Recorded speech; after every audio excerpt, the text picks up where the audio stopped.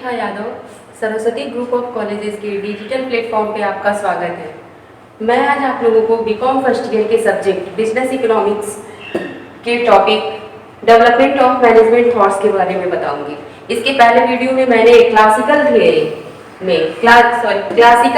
में मैंने scientific theory आप लोगों को बता दिया था, टेलर का साइंटिफिक थियोरी। क्लासिकल थियोरी को 3 भागों में डिवाइड किया गया था। जो पहला था साइंटिफिक थियोरी, दूसरा एडमिनिस्ट्रेटिव थियोरी और तीसरा है ब्यूरोक्रेटिक थियोरी, जिसमें से साइंटिफिक थियोरी के बारे में हम लोगों ने पढ़ लिया है। आज हम पढ़ेंगे administrative theory and bureaucratic theory.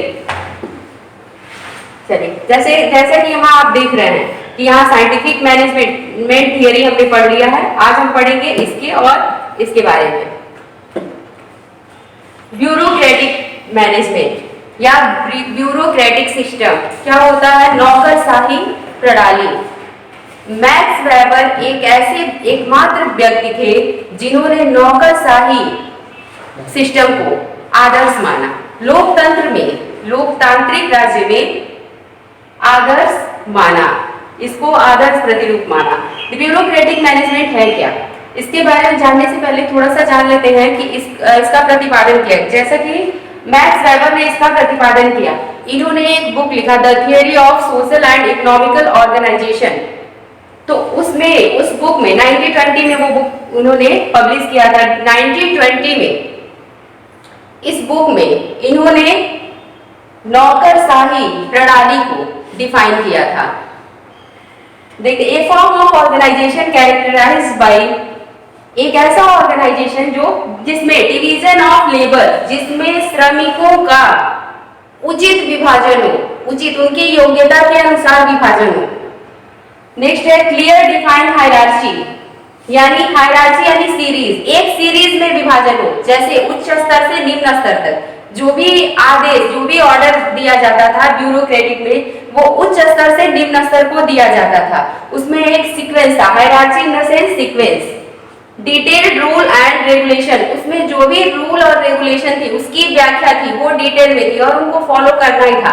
जैसा हम एग्जांपल ले सकते हैं आज के जो है सिविल सर्विसेज, इसके बेस्ट एग्जांपल है जो ब्यूरोक्रेटिक मैनेजमेंट है। उसमें कार्य का विभाजन होता है, उसमें रूल एंड रेगुलेशन भी होता है, क्लियर डिफाइंड हायरार्ची होता है कि कौन उच्च वर्ग है, ए बी सी उसमें कैटेगरी होती है जॉब की। एंड इन पर्सनल रिलेशनशिप, इसमें व्यक्तिगत रिलेशनशिप बिल्कुल नहीं होता, अव्यक्तिगत रिलेशनशिप होता है। इसमें किसी का किसी से व्यक्तिगत रिलेशनशिप नहीं होता। तो ये है ब्यूरोक्रेटिक मैनेजमेंट। इसमें आगे देख सकते हैं प्रिंसिपल ऑफ ब्यूरोक्रेटिक थियोरी। जो प्रिंसिपल है, जैसा कि मैंने आपको एग्जांपल दिया कि गवर्नमेंट जॉब, जो भी सिविल सर्विसेज की जॉब है, ये मिनिस्ट्रीज की में जॉब है, ये सारे जॉब इन सारे जॉब को इससे रिलेट कर सकते हैं। मैक्स वेबर ने इसको डिफाइन भी किया था कि ब्यूरोक्रेटिक सिस्टम यानी नौकरशाही प्रणाली एक ऐसी व्यवस्था है जिसमें निष्पक्षता और कह सकते हैं कि मानवता का तो अभाव है, लेकिन निष्पक्षता इसमें है। देखिए, पहला प्रिंसिपल देखते हैं अथॉरिटी हायरार्ची। इसमें जो अधिकार है उसका वो सीरीज में है कि ए ग्रेड को कितना अधिकार है, बी ग्रेड को कितना अधिकार है, सी ग्रेड को कितना अधिकार है, डी ग्रेड को कितना अधिकार है। मतलब जो भी एम्प्लॉय है तो उच्च वर्ग के एम्प्लॉय का अधिकार ज्यादा है, फिर उनसे जो नीचे है उनका उनसे कम है। तो इस तरह से डिफाइन है अथॉरिटी हायरार्ची। नेक्स्ट है फॉर्मल रूल एंड रेगुलेशन। इसमें जो भी रूल रेगुलेशन है उनको फॉलो करना ही करना है।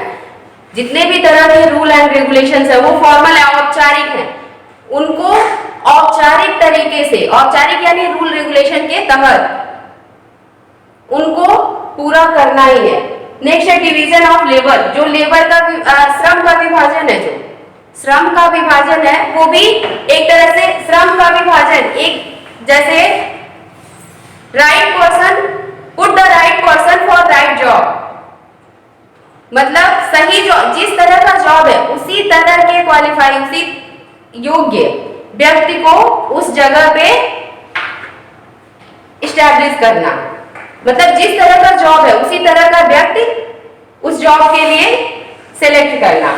तो ये हो गया division of labour. Career orientation यानी मार्गदर्शन, इसमें क्या होता है, मार्गदर्शन मिलता है कि कैरियर ओरिएंटेशन मतलब कैरियर को लेकर, जैसे आप कह सकते हैं ऑब्जेक्टिव के तरफ ओरिएंटेड, उन्मुख होता है।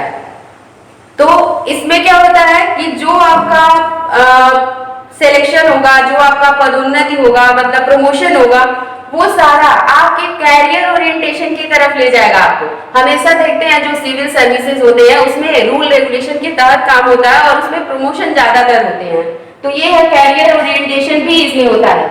नेक्स्ट है इम्पर्सनली, जैसा कि मैंने पहले बताया कि ये अव्यक्तिगत होता है, इसमें कोई व्यक्तिगत रिलेशनशिप नहीं होता ब्यूरोक्रेटिक में। नेक्स्ट देखते हैं फॉर्मल सिलेक्शन प्रोसेस, जो सिलेक्शन प्रोसेस होता है। आज जैसे इसका एग्जांपल है गवर्नमेंट जॉब, तो उसमें जो प्रोसेस होता है वो क्या होता है, फॉर्मल होता है, औपचारिक होता है। आप कहीं से किसी को भी उठा के इसमें रख नहीं सकते किसी भी पोस्ट पे। इसमें जिस पोस्ट के लिए व्यक्ति चाहिए उस पोस्ट के लिए उसके पास उचित योग्यता होनी चाहिए, उचित क्वालिफिकेशन होनी चाहिए। ये है प्रिंसिपल ऑफ ब्यूरोक्रेटिक थियरी। इसके बहुत सारे डिसएडवांटेज भी हैं। इसमें मानवता का अभाव है, पहला ही डिसएडवांटेज है इसमें अफसरशाही चलती है, मतलब ये लाल फीताशाही का इसमें बहुत ज्यादा होता है, मतलब तानाशाही बहुत ज्यादा होता है। तो इस तरह से ये ब्यूरोक्रेटिक थियरी जिसको मैक्स वेबर ने दिया, मैक्स वेबर ही एकमात्र थे एकमात्र ऐसे व्यक्ति थे जिन्होंने इस ब्यूरोक्रेटिक नौकरशाही प्रणाली को लोकतंत्र का आदर्श प्रतिरूप माना। लेकिन कहीं ना कहीं इसमें बहुत सारी कमियां थी। अब हम आते हैं नेक्स्ट थियरी जो है हेनरी फेयोल द्वारा दिया गया था, 14 प्रिंसिपल ऑफ मैनेजमेंट। जैसा कि general administrative theory, writers who develop general theories of what manager do and what constitute good management practices. जो हेनरी फेयोल ने प्रिंसिपल दिया था 14 प्रिंसिपल, वो सर्वव्यापी यूनिवर्सल फॉलो होता, कोई भी ऑर्गेनाइजेशन हो, किसी भी तरह का ऑर्गेनाइजेशन हो, जैसा कि ब्यूरोक्रेटिक में गवर्नमेंट ऑर्गेनाइजेशन। लेकिन इनकी जो थियरी है, हेनरी फेयोल के द्वारा जो थियरी दी गई थी, वो किसी भी हर तरह के ऑर्गेनाइजेशन में फॉलो होता है। तो हेनरी फेयोल ने एक थियरी दिया, एक सिद्धांत प्रस्तुत किया, जिसमें हेनरी फेयोल ने एक बुक लिखा इंडस्ट्रियल एंड जनरल एडमिनिस्ट्रेशन। इसमें उन्होंने 14 प्रिंसिपल दिया, 14 प्रिंसिपल 14 सिद्धांत दिए, जो आगे देखते हैं। पहला है डिवीजन ऑफ वर्क, श्रम का विभाजन। ये भी सेम ब्यूरोक्रेटिक की तरह है, ये पहला इनका डिवीजन ऑफ वर्क, मतलब योग्य व्यक्ति को योग्य स्थान देना। नेक्स्ट है अथॉरिटी एंड रिस्पॉन्सिबिलिटी, इसमें अधिकार और उत्तरदायित्व का विभाजन उन्होंने बताया कि दूसरी थियरी में अपने कि अथॉरिटी एंड रिस्पॉन्सिबिलिटी यानी अधिकार और उत्तरदायित्व का उचित विभाजन हो, उचित अधिकार और उत्तरदायित्व के बारे में उचित व्याख्या की गई कि किसके पास कितना अधिकार रहेंगे, किसके पास कितनी रिस्पॉन्सिबिलिटी रहेगी। लेकिन उन्होंने ये भी बताया अपने इस थियरी में कि सभी के पास मैनेजमेंट हो या वर्कर या एम्प्लॉय, मैनेजमेंट और एम्प्लॉय दोनों की जो रिस्पॉन्सिबिलिटी है वो इक्वल होनी चाहिए। अगर मैनेजमेंट की रिस्पॉन्सिबिलिटी कम है और एम्प्लॉय की रिस्पॉन्सिबिलिटी ज्यादा है तो कहीं ना कहीं उनका शोषण हो रहा है, तो ऐसा नहीं होना चाहिए। नेक्स्ट है डिसिप्लिन, उन्होंने बताया अनुशासन होना चाहिए। अनुशासन किसी भी संस्था में जब तक अनुशासन नहीं है तब तक वहां का वो ऑर्गेनाइजेशन विकास नहीं कर सकता, डेवलप नहीं हो सकता। तो उन्होंने बताया कि डिसिप्लिन बहुत जरूरी है और डिसिप्लिन रखने के लिए उचित दंड की व्यवस्था होनी चाहिए कि अगर कोई भी एम्प्लॉय गलती करता है तो उसके लिए पनिशमेंट की उचित व्यवस्था होनी चाहिए। उसके लिए आप डिसिप्लिन बनाए रखने के लिए कुछ रूल रेगुलेशंस पहले से डिफाइन होने चाहिए। नेक्स्ट है यूनिटी ऑफ कमांड, आदेश की एकता। किसी भी ऑर्गेनाइजेशन को चलाने के लिए यूनिटी ऑफ कमांड का होना बहुत ही जरूरी है कि जो भी जितने भी तरह के एम्प्लॉय हैं उन सबको ये विश्वास होना चाहिए कि हमारा जो बॉस है वो एक ही है। अगर जहां 2 लोग हो गए या 2 से ज्यादा हो गए तो वहां बहुत सारी प्रॉब्लम आएगी, क्योंकि जब तक हम दो अगर बॉस हैं तो किसकी बात मानेंगे किसकी बात नहीं मानेंगे, तो उनके सामने एक प्रॉब्लम आ जाएगी। तो इस तरह से इसमें यूनिटी ऑफ कमांड होना चाहिए, आदेश की एकता होनी चाहिए। कहीं ना कहीं उनको ये उनके मन में जरूर होना चाहिए कि उनका बॉस एक ही है। नेक्स्ट है यूनिटी ऑफ डायरेक्शन, जो डायरेक्शन दिशा निर्देशन की एकता। तो दिशा निर्देशन की एकता कैसे होनी चाहिए, क्योंकि जो भी ग्रुप काम कर रहा है, जैसे फॉर एग्जांपल ये एक एजुकेशनल ऑर्गेनाइजेशन है, एक एजुकेशनल ऑर्गेनाइजेशन में अगर वो छोटा है तो उसमें सेंट्रलाइजेशन होगा और बड़ा है तो डिसेंट्रलाइजेशन होगा। बड़ा है तो अगर सेंट्रलाइजेशन है या डिसेंट्रलाइजेशन, फिर भी जो बॉस होता है वो एक ही होगा, जो हेड होगा वो तो एक ही होगा। लेकिन डिसेंट्रलाइजेशन में कई डिपार्टमेंट बन जाएंगे जिन हर डिपार्टमेंट में एक बॉस होगा। तो हर डिपार्टमेंट में जैसे कई डिपार्टमेंट बन गए एजुकेशनल ऑर्गेनाइजेशन में, एचओडीज बन गए, तो एचओडी में क्या होता है, वो हेड है, कई सारे टीचर के हेड है। तो वो क्या करे, कहीं ना कहीं यहाँ निर्देशन की एकता है, जो बॉस है वो जो हेड है वो आदेश देंगे एचओडी को, एचओडी उनसे टीचर से काम करवाएंगे। तो कहीं ना कहीं यूनिटी ऑफ डायरेक्शन यहाँ दिख रहा है, तो यूनिटी ऑफ डायरेक्शन भी होना चाहिए। नेक्स्ट है सबऑर्डिनेशन ऑफ इंडिविजुअल इंटरेस्ट, यानी जो सार्वजनिक हित है, जो इंडिविजुअल इंटरेस्ट मतलब जो व्यक्तिगत हित है, उसके जगह पे सार्वजनिक हित को ज्यादा महत्व देना, व्यक्तिगत हितों को छोड़ के और सार्वजनिक हितों को ज्यादा महत्व देना। अगर एक ऑर्गेनाइजेशन है या एक फैमिली है, अगर उसको मैनेज करना है तो हमें व्यक्तिगत हित नहीं देखना होगा, पर्सनली कि मेरा फायदा हो रहा है भले ही दूसरे का उससे नुकसान हो, ऐसा नहीं होना चाहिए किसी भी ऑर्गेनाइजेशन में। तो ये प्रबंध का सिद्धांत इन्होंने हेनरी फेयोल ने दिया। नेक्स्ट है रिम्यूनरेशन, जो श्रमिक हैं उनको रिम्यूनरेशन, जो पारिश्रमिक मिलता है वो उचित समय पे और उचित पारिश्रमिक मिलना चाहिए। अगर उनको उचित कार्य के बदले उचित पारिश्रमिक नहीं मिलता है तो वो डिमोटिवेट होंगे और काम सही से नहीं करेंगे, जिससे ऑर्गेनाइजेशन का ग्रोथ रुक जाएगा। नेक्स्ट है द डिग्री ऑफ सेंट्रलाइजेशन, यानी सेंट्रलाइजेशन जो केंद्रीकरण है, वही सेम चीज जो केंद्रीकरण है, वो अगर छोटा ऑर्गेनाइजेशन है तो केंद्रीकरण हो और बड़ा ऑर्गेनाइजेशन है तो विकेंद्रीकरण हो, लेकिन उस विकेंद्रीकरण में भी केंद्रीकरण जरूरी है। ये डिग्री ऑफ सेंट्रलाइजेशन बताता है। नेक्स्ट है लाइन ऑफ अथॉरिटी और स्कॉलर चैन। स्कॉलर चैन का मतलब होता है कि कह सकते हैं जो प्रशासनिक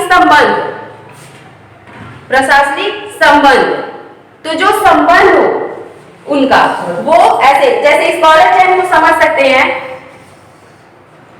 जैसे एक संस्था है उसमें ए काम करता है, बी काम करता है, सी काम करता है, डी काम करता है, यहाँ ई काम करता है, एफ काम करता है, जी काम करता है।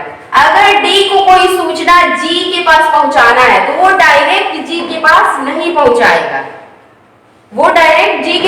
पहुंचाएगा, डी की सूचना सी से होते हुए, बी से होते हुए ए के पास जाएगा और ए ई के पास, फिर ई एफ के पास और एफ जी के पास। इस तरह से होना चाहिए जो उनका संबंध है, तो इस तरह से होना चाहिए। जब तक इस तरह से नहीं होगा, ये डायरेक्ट किसी से बात करेंगे तो उस ऑर्गेनाइजेशन में बहुत सारे कॉन्फ्लिक्ट आएंगे। नेक्स्ट देखते हैं ऑर्डर, जो व्यवस्था हो, वो व्यवस्था जैसे कोई मशीनरी है, एम्प्लॉय है, कहाँ रखना है उनको, कहाँ बैठना है, कहाँ काम करना है, कहाँ से, ये सारी व्यवस्था का होना बहुत जरूरी है एक ऑर्गेनाइजेशन में। अगर हर चीज व्यवस्थित नहीं है तो ये सारे, अगर हम थियोरी, ये सारे सिद्धांत प्रिंसिपल फॉलो करते हैं, अगर वहां व्यवस्था नहीं सही है तो वो ऑर्गेनाइजेशन डेवलप नहीं हो सकता। नेक्स्ट है इक्विटी, समता यानी न्याय, मतलब वहां उस ऑर्गेनाइजेशन में सबके साथ समानता का व्यवहार होना चाहिए, हर एम्प्लॉय के साथ समानता का, इक्विटी का व्यवहार होना चाहिए, तभी वो ऑर्गेनाइजेशन डेवलप होगा। नेक्स्ट है stability of tenure of personal, जो कर्मचारी हैं उनके जो पद हैं वो स्टेबल, उनमें स्थिरता होनी चाहिए।